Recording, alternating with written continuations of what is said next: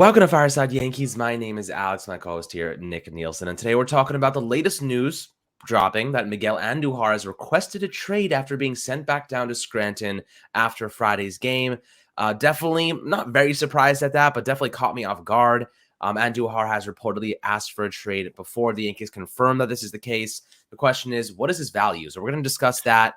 If he is capable of being a starting level player for the Yankees in left field, if he's worth kind of trading at this point, or maybe just keeping on the active roster, or just basically ignoring his request and saying, you know what, you're going to serve the role that we want you to play, and then after the season, we'll redetermine that. So there are a couple different things, a couple different variables to consider in this sense, and also we'll talk about the starting pitching. The last 3-4 days has been unbelievable. So I'm excited to dive into this.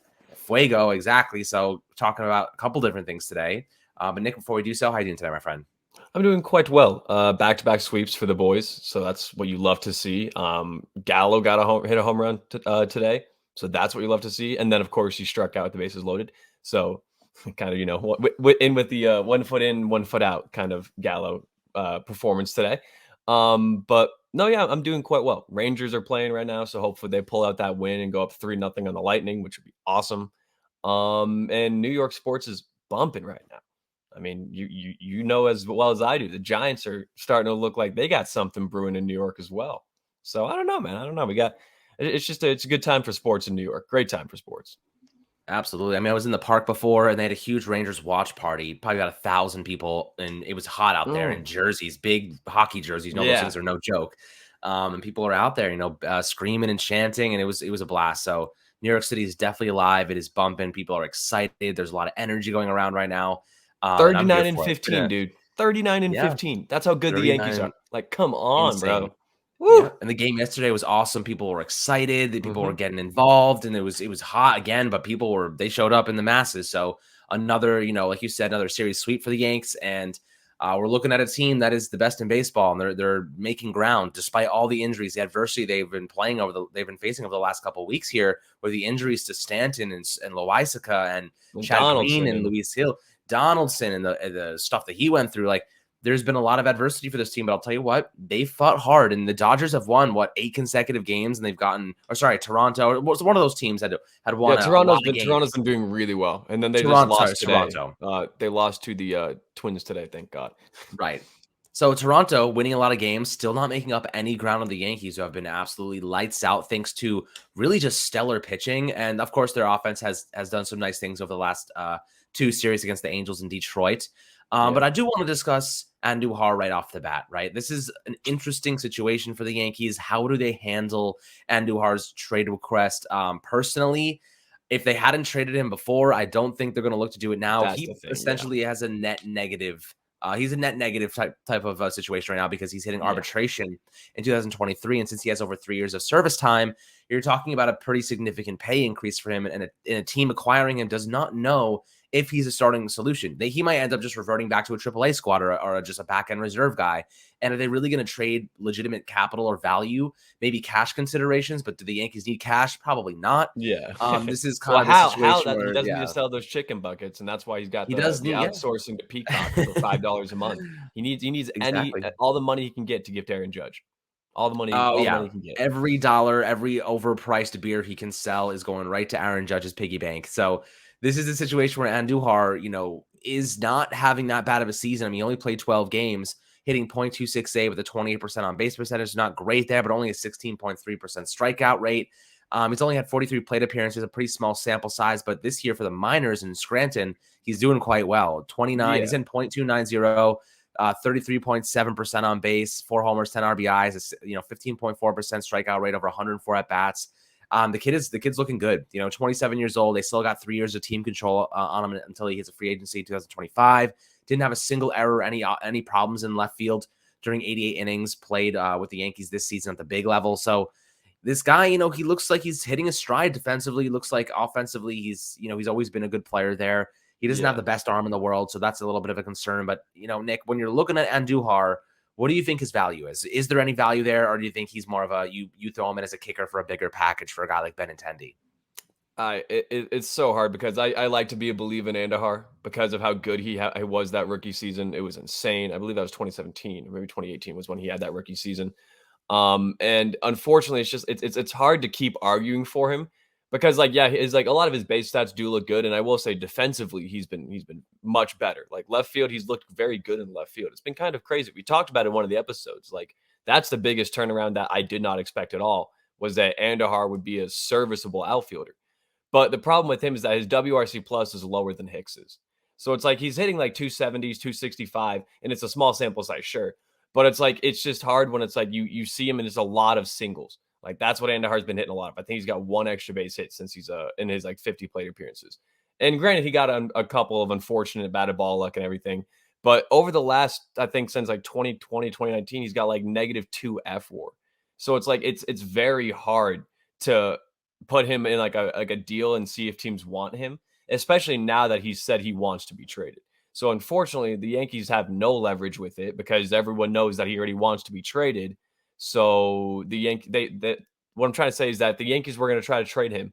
People know that okay, well, he said he wanted to be traded, so we're not going to give you anything because he already wants to leave.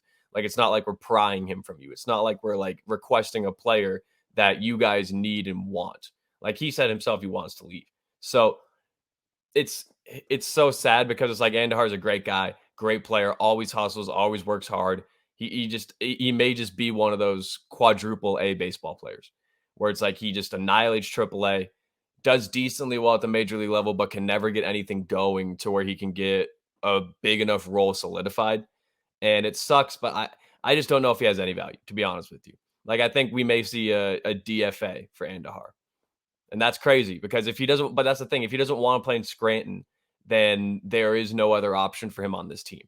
Because Gallo and Hicks, granted, they're not great at all, but they're both more proven and have more money attached to them that they should be in the lineup, and Andhar should not, if that makes sense. Like unless the Yankees cut one of Gallo or Hicks, Andujar is not going to get at bats. So it's like it sucks because when he plays and he plays well, it's really fun to watch. And that 47 double season was truly an amazing year to watch. But the things he doesn't do well are like blatantly obvious. Like, even though he has made some good plays on defense, you can tell that his range and arm would be a problem down the stretch. You can tell offensively, he's not just being able to torque the ball and hit it as hard as he used to. The juice ball has really helped out Andahar, if we're being honest. And he can't walk. He doesn't strike out a lot, which is great, but he can't walk. And him having a lower WRC plus than Hicks and Gallo should just show you that, like, I don't know what we can get for you, my man. Yeah, so I'd see I him in was a looking package. into That's the one right, trade scenario is a package right. for like Hap or Benintendi, and we Mhm. give them a better prospect than we would have, and toss an Andahar if they throw in a bullpen arm. Right. So here's a perspective deal that I want you to react to. So I was writing about this morning, looking up the values of these different players. What would you say about Trey Sweeney, Florial, and Miguel Andujar just to satisfy his trade request for a guy like Benintendi? Do you think that's too much, or do you think that's on I par with what it would I cost? think it's probably on par. It's hard because Benintendi is doing really, really well, and he's probably outperforming his rest of the season by quite a bit. Like Benintendi's torching the baseball, which is I don't think it's like sustainable. But I don't know if we give up that much. Like Florial and Andahar, I can see kind of just thrown in there. Sweeney as well. Sweeney's the real topper of that deal. I don't know if we go that high of a prospect for just Benintendi. Now, if they threw in a bullpen arm like Barlow or like Piamps or like Starmont, then yeah, or Amir Garrett, then yeah, absolutely you pull that trigger. I think that's a fair deal. But just for Benintendi, because he only has a half year of control, I don't know if it's worth it. Because I like Right. Sweeney. I like Yeah. Sweeney a lot. And I think Sweeney is what? I I think our seventh prospect in the system right now, seventh, eighth, sixth prospect, one of those mid think we have like numbers right for that 5 10. shortstops. So That's the thing. No, you're that's right like a about thing, that. you know. You're right about that. I don't know. I'd be much more inclined to give a Vargas than Sweeney, because like you That's said, we do fair. have five shortstops. So if it's one of them, it's not the end of the world. But I also wouldn't be mad if we gave up a little bit less for Ian Happ, who's having as good of a year, arguably, and has another year of control. But I don't know. There's options to be made out there. Andahar, the only way his like request is fulfilled is if he's a like topper into a deal, like he's just an add-on into a deal. because no one's going to trade for Andujar right now. No one wants Andujar. We don't even want Andujar. He's negative value, right? He's The only teams that unproven want in him the are the outfield. lower teams that are rebuilding or the Right. teams that are trying to sign guys on 1-year deals. Like I can see Miguel Andujar having a sparkling rest of the season in an Oakland Athletics uniform. Oh yeah, I mean the thing is he's gonna produce offensively. That's never been a concern with him, Yeah. right? He's a good hitter, good contact hitter. He's not generating a ton of power right now, but that's mainly I do because think it'll he doesn't come. have the sample size. He's at the sample size. He hasn't had enough reps, right? Eventually it'll be there. He's made some good contact. I'm not really worried about that. My concern is that he's just gonna like lose his shit. You know what I mean? Like he's just gonna be like every time he gets pulled up, he's like, I know I'm getting set back down. Like it's just like this whirlwind of lack of consistency is hurt. It hurts for a player, and the Yankees are directly impacting his ability to earn. You know what I mean? Like a future contract. His future is directly in the hands of the Yankees, and like that respect is deteriorating very quickly. If not it's already deteriorated. So I do understand him wanting to do what's best for himself and his future. So I think that looking at it in that perspective, he probably should leave, and the Yankees should satisfy that. I agree. But I'd love to hear your thoughts below in the YouTube comments on this specific thing on Miguel Andujar. Definitely an interesting conversation to have. If they should try to, include him as a kicker in a trade or, something along those lines, or just get rid of him for cash at this point. Who knows? They did good. Yeah, they just went out and got Jake Bowers, former Red. He's not very Huge good.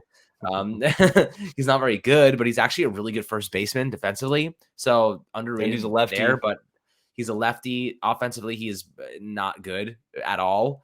But short right porch. Maybe they find little ways to fix his swing or something. Hey, look maybe at what happened with Carpenter. Tweak. Carpenter's OPS in 1300. So yeah, I mean the guy also went a cross country trip to fix his swing, and I don't think Jake Bowers did that anytime recently. So you don't know what Jake Bowers is working with. We don't know. He doesn't need that though. Jake Bowers knows he's the best player in the world. So why work when you already know you're the best?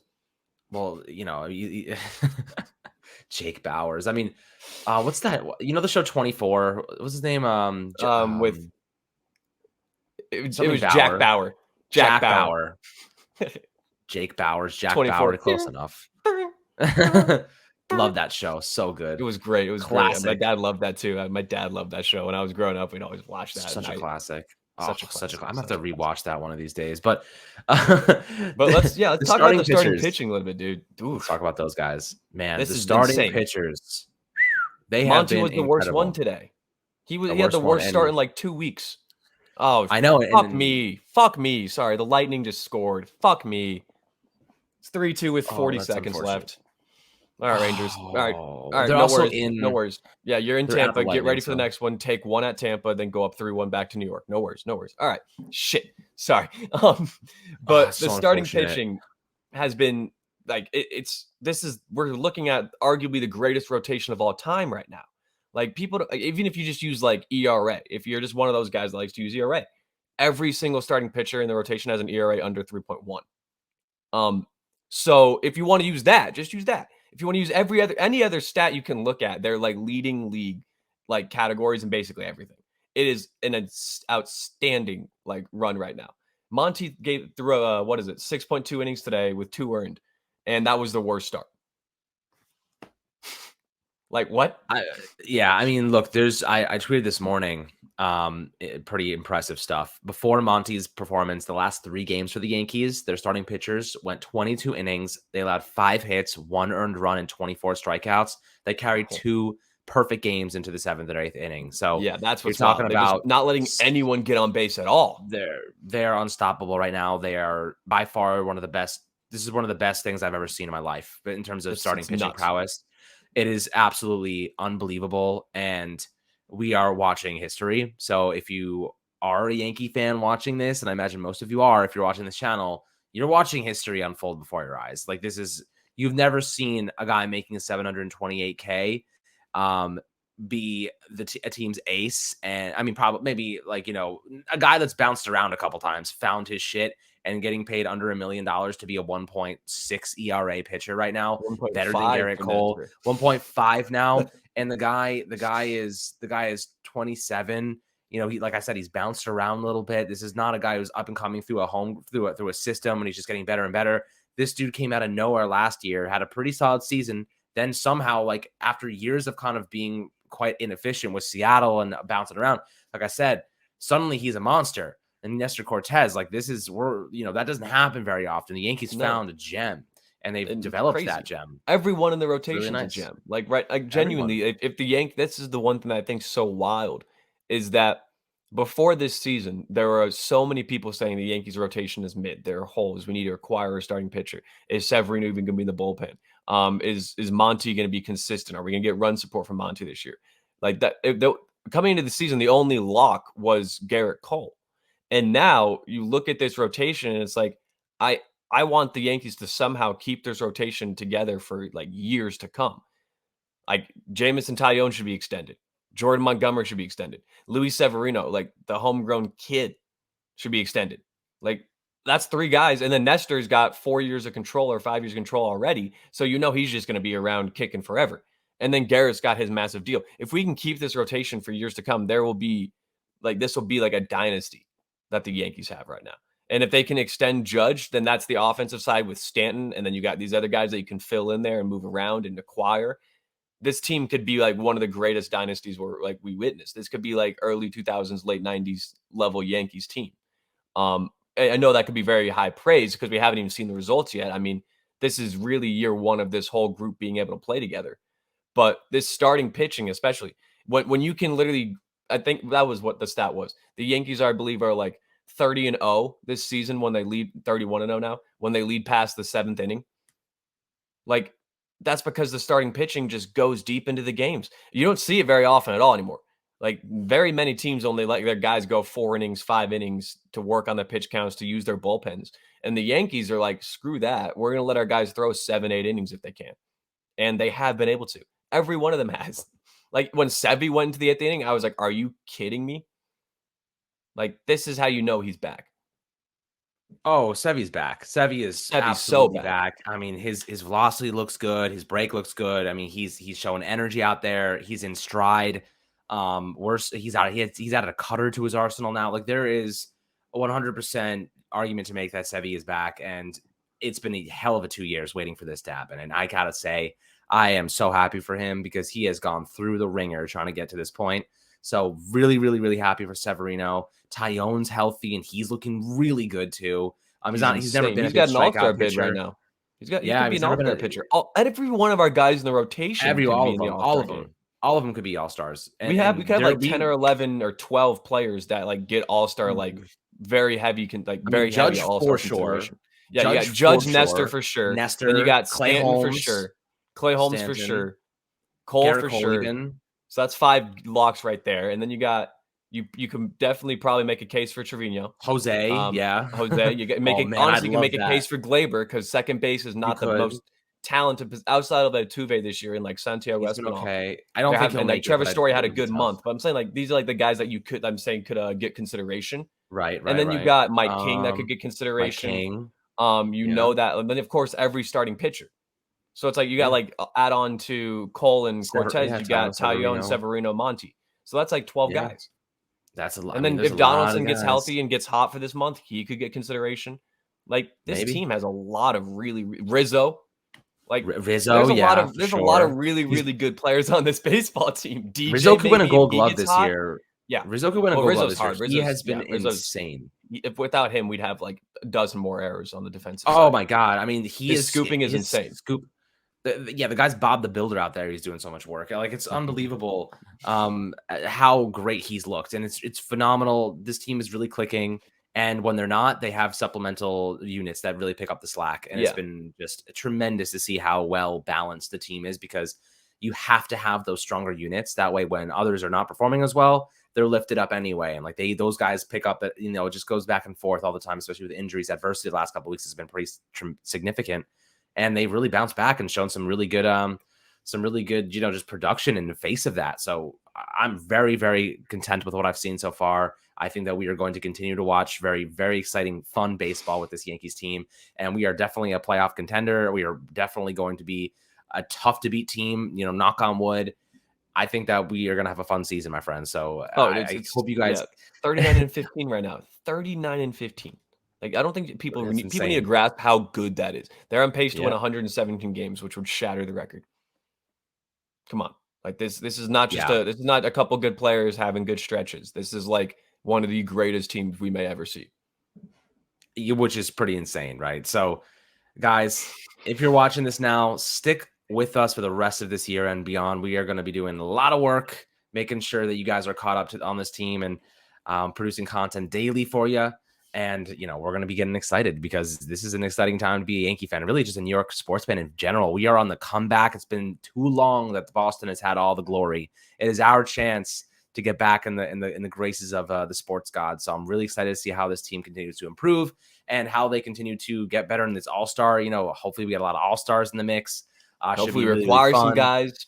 Hopefully acquire some guys. We got some moves in the making. I know Brian Cashman's really Yeah, is he's putting thinking. those You know, calls he's in. looking at He's those thinking. outfielder and he's like, I still don't feel great with Hicks and Gallo every Yep. day. Yep. And they almost traded Gallo to the Padres before the season began. Yeah, So that's what's that crazy. they're open, they're open to moving him. So keep that in mind. That's a very important point that you make there. So, guys, as always, make sure to like and subscribe below on the YouTube channel. Drop a comment, say hi, give us your opinions on Miguel Andujar in the starting pitching unit. They've been Miggy two really, really great. bags. Yep. And see what do you guys think Miggy is worth, if anything. If there was a trade that you thought might work and you want to throw them in, love to hear your perspectives as always. Hopefully you had a fantastic time watching this video and have a fantastic rest of your day. And we'll catch you guys on the next episode.